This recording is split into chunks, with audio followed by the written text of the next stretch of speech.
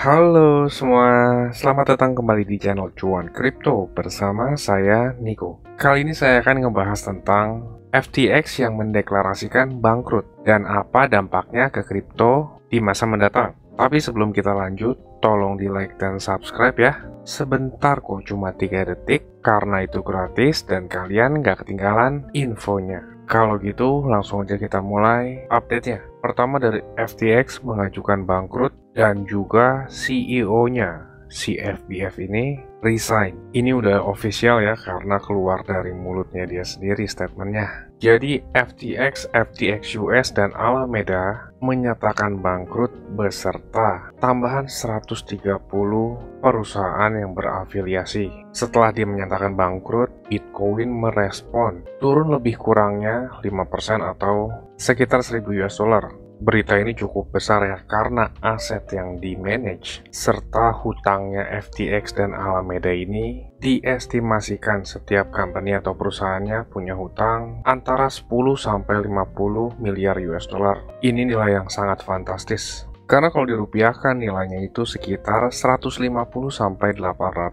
triliun. Itu 10%-nya hutang luar negeri Indonesia loh ya. Belum lagi ini bisa berdampak ke perusahaan lain di ranah kripto. Bitcoin merespon negatif karena ditakutkan perusahaan yang bangkrut itu harus melikuidasi asetnya. Kalau asetnya dilikuidasi dan dijual ke pasar, itu bisa membuat harga-harga koin akan makin turun. Padahal ya kemarin itu kita punya berita bagus banget dari data CPI yang dirilis turun. Artinya itu inflasi mulai terkendali. Dan jika inflasi terkendali, harapan ke depannya The Fed itu akan lebih melunak supaya nggak terlalu agresif menaikkan suku bunga. Prediksi para pelaku pasar dari stock market pada tanggal 14 Desember atau the next FOMC meeting, kenaikan suku bunga itu berada di kisaran 50 basis point atau 0,5%. Mayoritas 80% itu memproyeksikan kenaikan hanya 0,5%, yang seharusnya dampaknya itu positif ke ekonomi, kripto maupun stock market. Dolar indeks kita ngelihat udah drop lumayan besar. Biasanya korelasi dolar indeks ke stock market dan kripto itu ketika dolar indeks turun, kripto dan stock market naik. Yang kita lihat di sini hanya stock market saja yang rally. Kriptonya sekarang lagi melempem karena ada sentimen negatif dari perusahaan besar yang bangkrut. Alameda sendiri berinvestasi di ratusan proyek kripto dan perusahaan. Salah satu sister company-nya, Alameda Research Ventures, berinvestasi di token ataupun koin-koin ini. Teman-teman bisa ngelihat listnya. Dan kalau kita ngelihat portfolio Alameda saat ini yang ada di public Ethereum wallet ya, teman-teman bisa ngelihat listnya yang ini dan ini. Bisa di pause videonya, tapi kalau mau lengkapnya teman-teman bisa ngeliat sendiri, nanti linknya saya sediakan di kolom deskripsi ya. Bahkan diketahui FTX sedang mengosongkan walletnya, melikuidasi Matic, Link, dan Avax. Tether sudah memblacklist walletnya ya, ditandai sebagai wallet FTX. Yang ditakutkan para holder koin adalah perusahaan melikuidasi asetnya, dan itu membuat koin-koin yang kita holding jadi turun nilainya. Teman-teman pasti nggak suka kan investasinya jadi merah. Parahnya lagi, bangkrutnya FTX ini bisa memaksa para bank dan venture capital atau investor besar seperti institusi ya, jadi putar balik, nggak jadi investasi di kripto. Ini jadi agak bahaya ya karena menghilangkan kepercayaan dari banyak orang. Harusnya ada banyak orang yang membawa dana besar masuk ke kripto, tetapi karena kejadian ini malah nggak jadi. Kalau nggak ada dana baru yang masuk, gimana kripto mau naik ya? Bangkrutnya FTX ini membuat CEO-nya dari bilioner jadi bangkrut, nggak punya apa-apa. Itu prosesnya cepat banget, kurang lebih 24 jam. Kekayaannya hilang dari 16 billion menjadi sobat miskin lagi ya guys. Ini jadi salah satu pelajaran buat kita ya. Keserakahan itu tuh nggak bagus. Tapi teman-teman di sini tahu gak kenapa FTX jatuh? Jadi awalnya itu dia membuat exchange yaitu FTX, lalu dia membuat native tokennya yang dinamakan FTT. Sampai sini nggak masalah karena exchange membuat native token itu sangat wajar. Binance pun membuat BNB. Awalnya itu kan native token digunakan sebagai utility di suatu exchange. Dulu Binance membuat BNB itu hanya sekedar digunakan untuk mendiskon transaction fee. Jadi kalau kita mau trading, itu kita kan kena potongan. Walaupun jumlahnya kecil, tapi kalau kita holding koinnya, kita dapat diskon potongan lagi tuh. FTT awalnya seperti itu. Tapi awal mula masalahnya sama orang ini, karena exchange-nya bertumbuh dengan pesat, dan FTT-nya ikut bertumbuh naik, malah dijadikan jaminan hutang. Orang-orang yang beli FTT itu kan user. Seharusnya kan dana user atau holder FTT itu dicadangkan. Jadi suatu waktu kalau mereka ingin menarik uangnya, itu tersedia. Tapi karena ini kripto, yang segala transaksinya bisa di-track, Binance ngelihat hal ini, lalu melikuidasi posisi FTT-nya. Parahnya itu Binance melikuidasi posisinya di market, jadi membuat market panik dan tambah hancur. Padahal dia bilangnya ingin meminimalisir dampak di market. Dan di video kemarin, CEO Alameda menawarkan untuk membelinya dengan harga tinggi, tapi Binance malah melakukan di market. Alhasil dampaknya ya teman-teman bisa ngeliat sendiri deh. Kehilangan 97% dari all time high-nya. Mirip kayak Luna ya, drop dari $120 sekarang jadi $1. By the way, ini Luna Chain yang lama ya, bukan Luna yang baru. Karena kalau Luna Chain baru, itu harganya di bawah 0,000.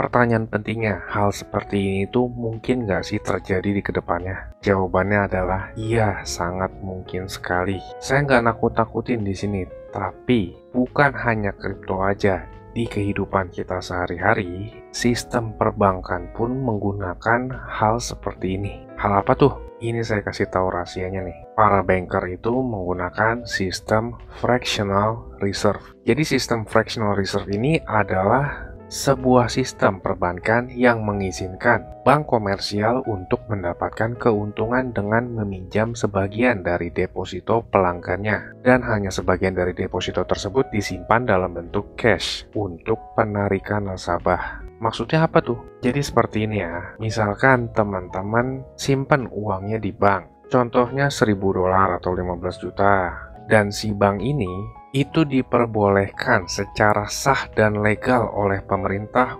untuk meminjam uang teman-teman dan dibungakan ke orang lain. Jadi misalkan si A nih deposit ke bank, lalu bank berhak meminjamkan ke B. Misalnya si B butuh membeli mobil dari si C ini, dan si B ngasih uang nih ke si C, lalu si C mendepositkan lagi ke bank. Dari uang C ini, bank itu berhak meminjamkan lagi ke orang. Saat orang tersebut memakainya untuk membeli sesuatu, lalu disimpan lagi ke bank, bank itu boleh secara legal meminjamkannya lagi ke orang lain lagi. Jadi dari awal deposit satu orang $1.000, itu bisa menjadi $10.000 uang beredar. Ini ulahnya bank loh, dari $1.000 jadi 10.000 atau 10 kali lipatnya. Rata-rata reserve bank itu 10%. Jadi kalau ada orang nabung 10 juta, bank legal meminjamkan 9 jutanya lagi. Itu rata-rata, bisa kurang, tergantung profil resiko setiap bank. Lalu kalau seperti ini, ketika orang-orang ini mau ambil uangnya, narik cash dari bank gimana? Artinya kan bank nggak punya uang sebanyak itu. Sama aja kayak kasus FTX. Ya itu benar, bedanya di sini bank itu legal dan didukung oleh pemerintah. Bayangin deh teman-teman, misalkan uang di seluruh dunia itu hanya $1.000. Lalu kalau ada orang yang mau minjem dan bank minta dibungakan, tambahan bunganya itu dari mana? Padahal uang hanya beredar 1.000. Jawabannya adalah bank berhak untuk mencetak uang lagi. Proses ini dinamakan quantitative easing. Uang yang tadinya nggak ada, cuma beredar 1.000, itu harus tercetak sebanyak 10.000 atau 10 kali lipatnya.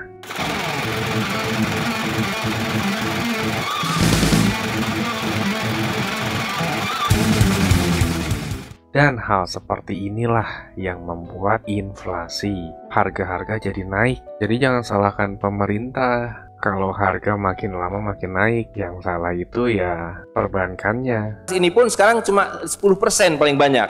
Sebagian besar uang itu adalah byte computer. Jadi pahlawan Ternate Halmahera Kapten Patimura, diambil gambarnya, ditempel di sebelah kertas, dikasih angka nolnya 3. Mereka bilang ini Rp1.000. Tapi makin lama di dalam isi riba, Rp1.000 yang dulu bisa dipakai untuk membeli 50 kg emas pada tahun 46, ketika pertama kali diberikan rupiah, hari ini diberikan tukang parkir pun tidak mau. Maka mereka ganti gambarnya dengan Soekarno-Hatta, nolnya ditambah 2, menjadi 100.000. Nah, orang Amerika bilang, pedagang Amerika, saya juga punya kertas sendiri, namanya greenback. Tapi kertas saya punya 10.000 kali lipat dari kertas saudara. Jadi kalau Bapak Ibu sekalian, adik-adik pergi ke Washington sana, ke New York, bawa uang 100.000. Saya mau beli Coca-Cola 1 botol. Apa mereka bilang? Ini kertas funny, this is funny paper, gak laku. Tapi siapapun datang ke Ternate dengan $100, you punya cengkeh, berikan pada saya mau beli, tapi saya minta 1 truk. Apa yang kita lakukan? Karena mereka bilang, mereka bisa yakinkan kita, selembar kertas mereka 10.000 kali lipat dari lembar kertas kita. Dan mereka bilang, kita punya kertas tidak laku, mereka punya kertas laku di seluruh dunia. Betul nggak? Dengan cara itulah seluruh cengkeh Ternate habis, pala Ternate habis, seluruh kekayaan Ternate habis, hanya diganti dengan byte computer. Dengan cara itulah kemiskinan dan pemiskinan dilakukan oleh para bankir. Jadi banking is crime and bankers are the criminal. Dan itu dilegalisir oleh pemerintah.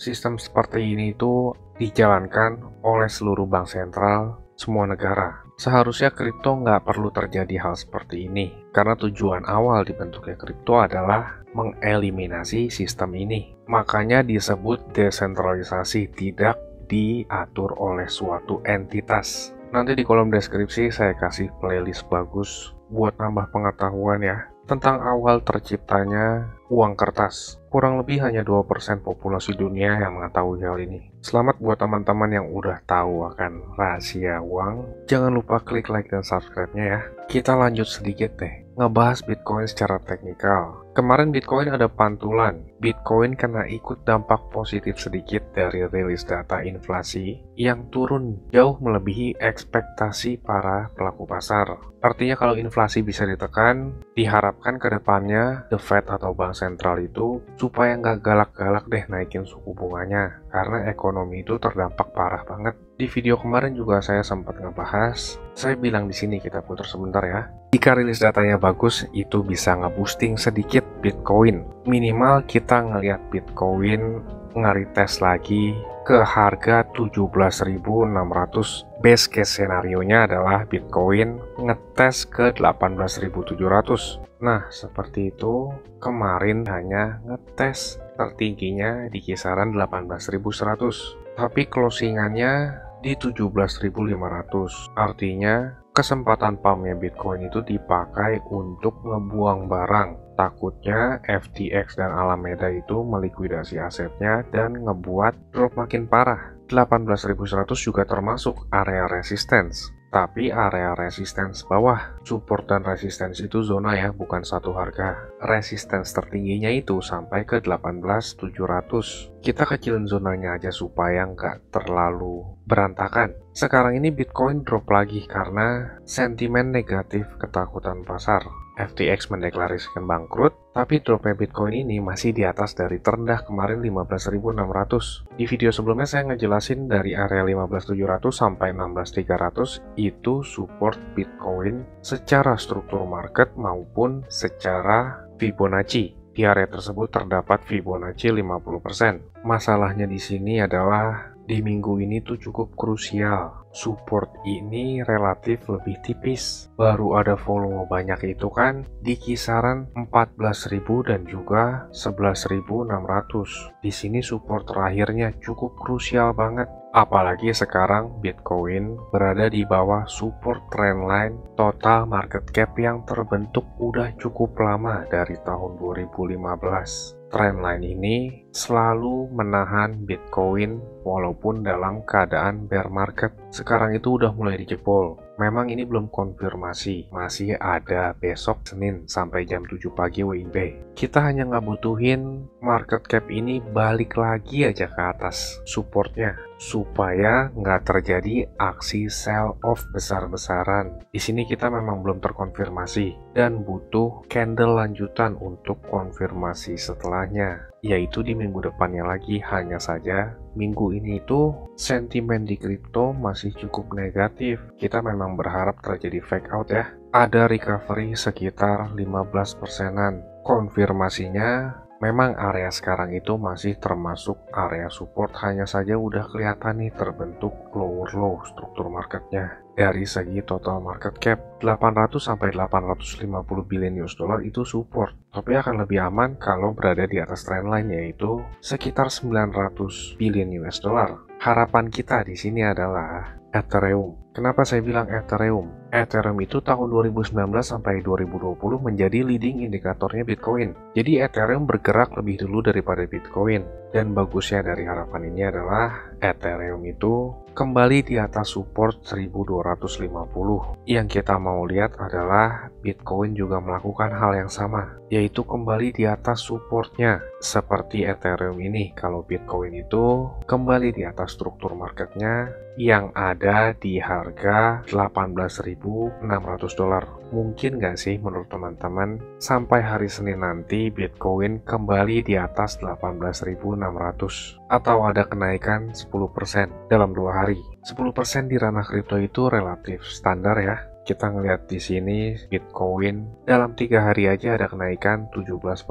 Tapi kalau menurut teman-teman gimana? Tulis di kolom komentar ya. Yang menjadi resistance atau penahan Bitcoin saat ini adalah 17.600 dan Bitcoin yang ingin kita lihat kembali dulu di atas 18.600 baru dikatakan market kripto terselamatkan. Semoga aja ya keadaan Ethereum saat ini itu akan menjadi leading indikator atau tanda awal Bitcoin akan mengikuti. Jadi seperti itu ya. Untuk analisis alternatif koin lain itu semua ada di grup ya. Ini grup private dan berbayar tapi murah banget. Gak sebanding sama aset teman-teman dan ilmu yang didapat. Recehan kok. Lebih mahal beli gorengan atau sebotol air mineral daripada ilmu yang ada di grup. Di grup kita ngebahas banyak koin sekaligus update terdepan dan juga saya sharing kapan saya masuk market ke teman-teman di grup. Video unlisted ini hanya bisa dilihat untuk teman-teman member ya. Dan update-nya itu selalu diutamakan. Kalau teman-teman suka penjelasan seperti ini, saya jamin teman-teman akan jauh lebih suka di grup. Bagi teman-teman di sini yang berminat gabung ke grup bersama kita, teman-teman bisa tonton klip video berikut ini. Saya tunggu di grup ya. Saya mau kasih tahu juga, Cuan Kripto ini ada grup Telegram dan juga udah cukup banyak juga aktif membernya. Keuntungan yang didapat yaitu teman-teman sekalian waktunya efisien, nggak pusing buat analisa chart, apalagi yang belum ngerti. Yang kedua, update terdepan, karena saya lebih sering update dan aktif di grup tersebut ya. Yang ketiga, teman-teman sekalian dikasih tahu kapan waktu terbaik untuk beli koin, dan itu biasanya barengan saat saya juga beli koin. Yang keempat, ada diskusi grup chat buat ngobrol sesama member, saling kenal dan tanya jawab. Dan yang terakhir, teman-teman bisa request koin untuk dianalisa. Ini grupnya nggak gratis ya teman-teman, tapi tenang, harganya murah kok, yaitu Rp199.000. Tapi tunggu dulu karena diskon buat teman-teman sekalian jadi Rp99.000 doang. Atau kalau dihitung itu sama aja kayak Rp3.300 per hari. Ini biaya per bulan ya teman-teman. 3.300 tuh murah banget ya. Harganya sama kayak parkir di pinggir jalan. Tapi kalian bisa dapat manfaat yang cukup banyak dari grup ini. Ini harga promo ya teman-teman. Cuma buat 100 pendaftar pertama. So jangan sampai ketinggalan ya. Karena tinggal sedikit banget slotnya. Teman-teman bisa ngeliat sendiri ada 92 member aktif dan saya kebanyakan lebih aktif di grup ini. Dan juga setiap ada peluang saya selalu kasih tahu ke grup ini kapan untuk entry-nya. Bisa lihat di sini ada 3 video yang di unlisted dari YouTube karena ini khusus untuk member dari grup tersebut. Kalau kalian berminat, saya akan kasih link Telegram di kolom deskripsi. Kalian tinggal chat, saya berminat gabung. Ditunggu di grup ya. Capek kan beli pas lagi tinggi, jual pas lagi rendah. Ayo, buruan gabung grup ya. Saya pamit dulu. Salam. Cuan kripto, cuan terus.